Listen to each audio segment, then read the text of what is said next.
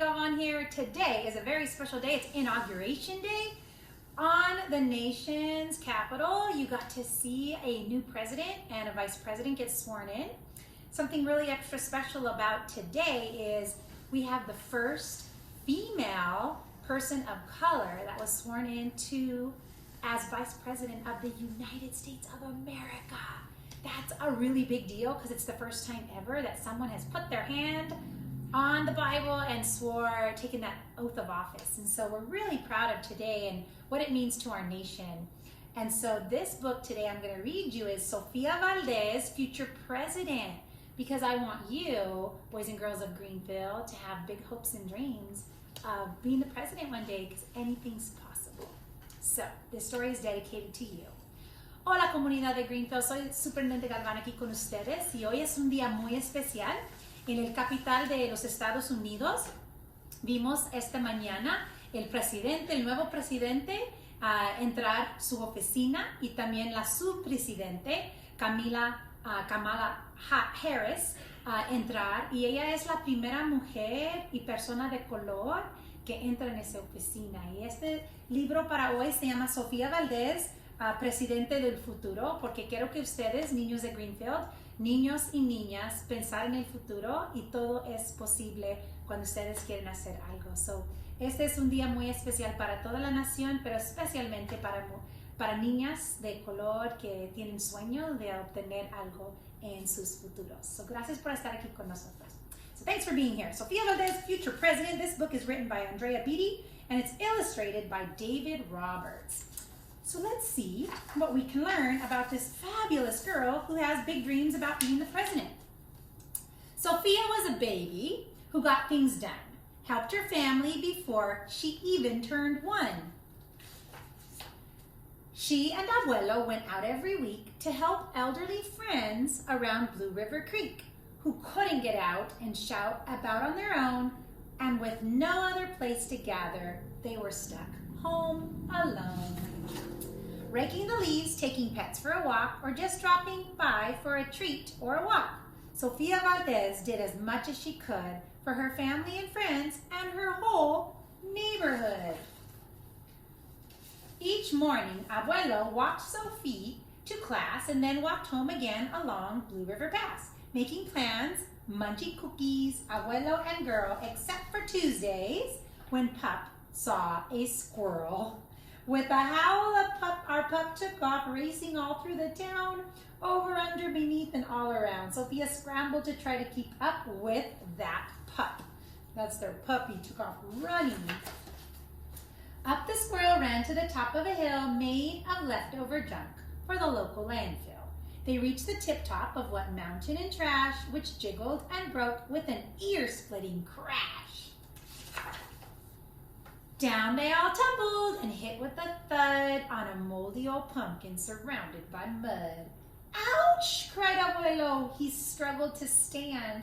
A dangerous mess, he said, grasping her hand. The next day, Sophia walked to school solo, but it wasn't the same without her Abuelo. This is not right, declared young Sophia, who glared at Mount Trashmore and got an idea. Look at all the trash. She's going to have an idea. The very next morning at dawn, she planted a sign at the front of the lawn. She stood back and smiled, and Pup gave a bark. Get rid of Mount Trashmore. Let's build a new park.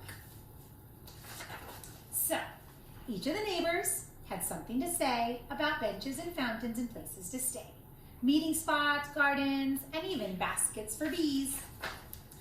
She drifted to sleep in her soft, cozy bed. Then, bam, she woke up with a thought in her head. Her heart skipped a beat as she realized each one, and her neighbors said, "Let me know when it's done." Then all thought Sophia could build it alone. But how could one girl do it all on her own? Abuelo baked cookies when Sophie woke up. He gave her a bagful and sneaked one for the pup. He blinked back a tear as he hugged his Sophia. For courage, he whispered, "Te amo, mi vida." Sophia's knees wobbled. She felt weak inside. She looked at his ankle and quite nearly cried. though she didn't feel brave or courageous at all. Sofia Valdez went to face City Hall. There she goes. City Hall's where they make all the decisions. The mayor's office sent her to room 401, the Blue River Creek Department of Fun, which sent her downstairs to room 302, the Office of Duck Ponds and Cool Things to Do, to the Office of Monkeys, then to the Department of Cheese, then to the Division of Mountains and Bees, then down to the basement, so musty and cramped were all the town's papers that were sorted and stamped. And that's where the clerk said what no one else did. You can't build a new park. You're only a kid. So what do you think she did? The word smacked Sofia deep down in her heart. Her plan was kibosh before she could even start. I think, said Sofia, I think that law is wrong. But her second grade voice didn't sound very strong. The clerk said, clearly, it cannot be done. Do you have any questions? Sofia said. Yes, I do.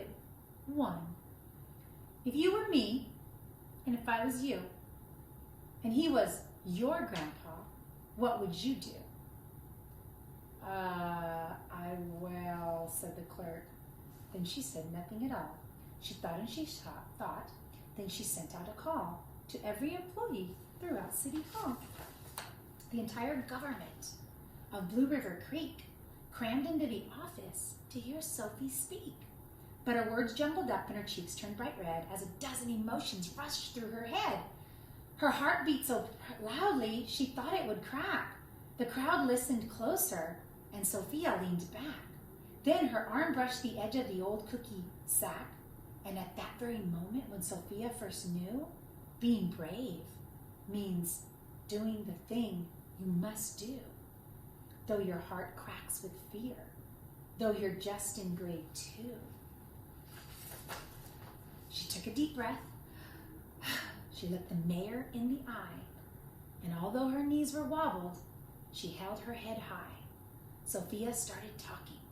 She spelled out her plan and why it all mattered and how it began.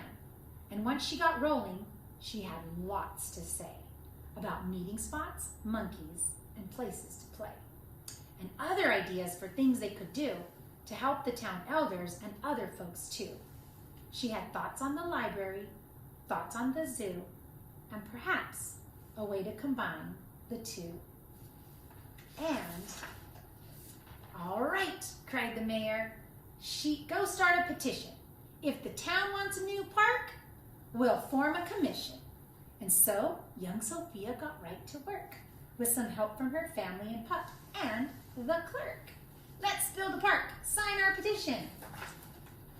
Then others joined in, not all, but a few, like Miss Little Greer and the kids in grade 2.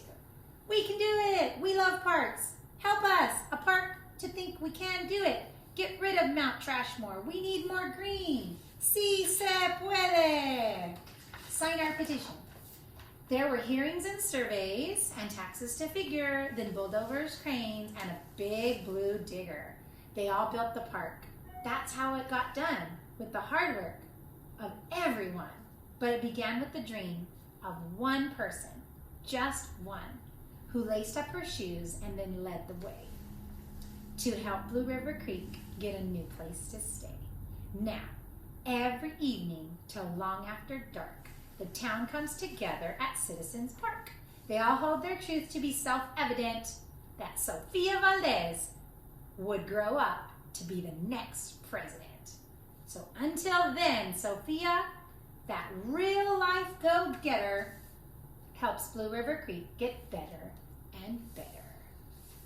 And that's your story for today. How awesome is that? Sofia Valdez, future president. So this talks about what you can do, boys and girls, right here in Greenville.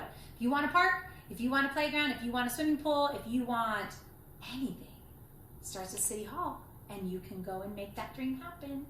All right, boys and girls, thanks for joining me today. I wish you a really good night's rest. Today is Inauguration Day, a really special day in the nation, and we're proud to be a part of it. So I'm Superintendent Galvan with the Greenville School District. Super proud to be your superintendent, not your president. And I wish you some really great sweet dreams from our bear family to yours.